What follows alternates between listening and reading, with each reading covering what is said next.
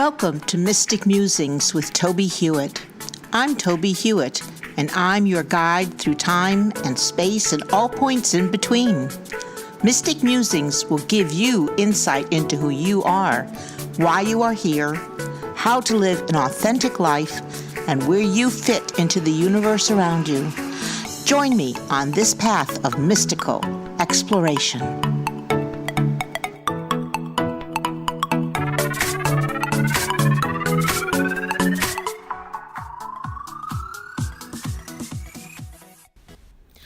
Welcome to episode 32 of Mystic Musings with Tobie Hewitt.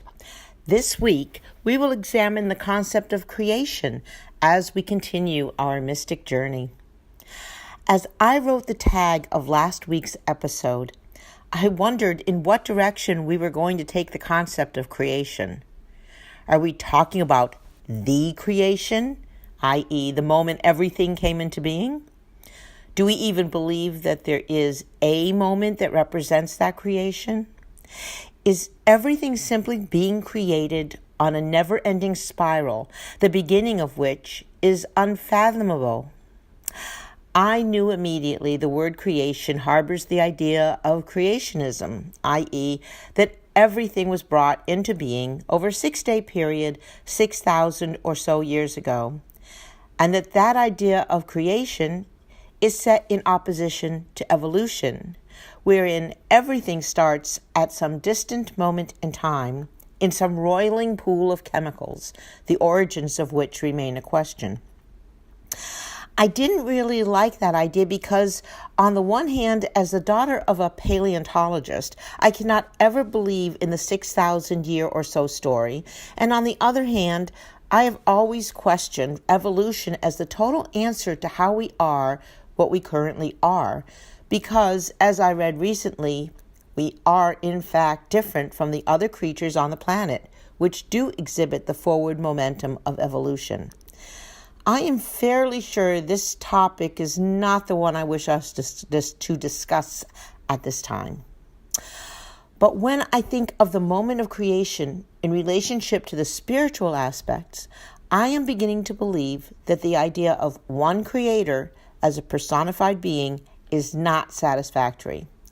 I believe the creative spirit brought into being the all in and through the energy of love. Then what is the creative spirit other than the first expression of the all, which, as I mentioned last week, means we are all part of the first and the ongoing aspects of creation. Since we are all interdependent spirits comprising a oneness, then we could consider ourselves as both the creative spirit and the creation of that spirit, i.e., that we are both the created and the creators.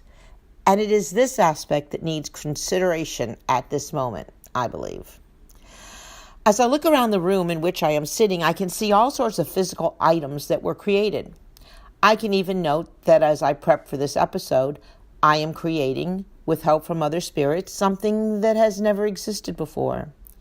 Someone created the chair I am sitting on and the computer I am typing on. The glasses I am seeing through were created, as well as the coffee cup I am drinking from. Everything seems to be created by someone whose current state of being was created as a potential in the first moment of creation. But does that moment of creation continue to evolve? And that is where that word comes into play here. We are indeed evolving, changing, for better or worse, with every breath we take on this plane.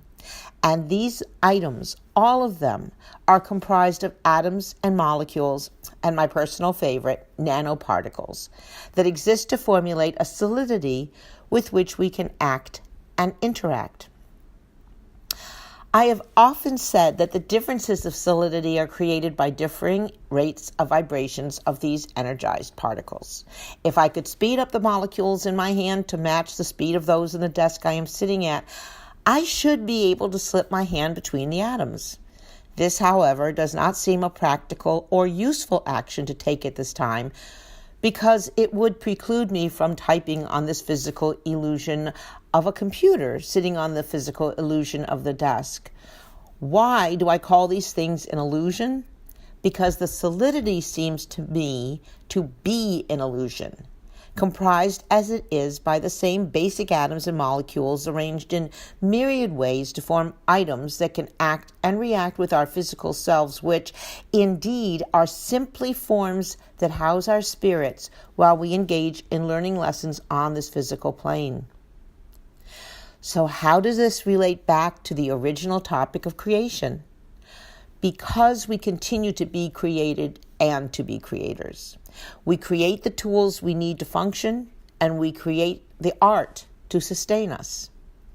In addition, we create non-physical aspects of our world, like the basic beliefs of societies and the ideas that hold communities together. Unfortunately, we also create the ideas that serve to separate us and that work against our well-being. We are, in every sense, continually creating our world, and we can serve as creators of destruction, division, and hate, or as creators of compassion and empathy, using the same energy of love that we used in the illusion of the beginning. For this week's exercise, please contemplate how you create your reality and whether you are doing so in and through the energy of love. Try to note the difference when you are consciously aware of your choice to do so.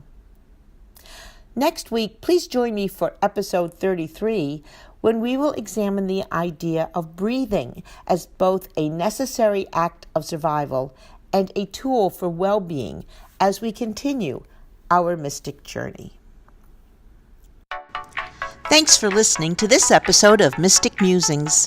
Please join me every week to continue our exploration of all things mystical that can help you have a more practical and magical life. Please visit my website, tobiehewitt.com, for more information and to read my blog postings. And join me also at pathwaystomindfulness.org to learn how you can schedule a presentation. I am available for mindfulness training, demonstrations of psychic abilities, and individual readings. I also have a number of books on mystical topics on Amazon.com. I look forward to hearing from you and answering your questions.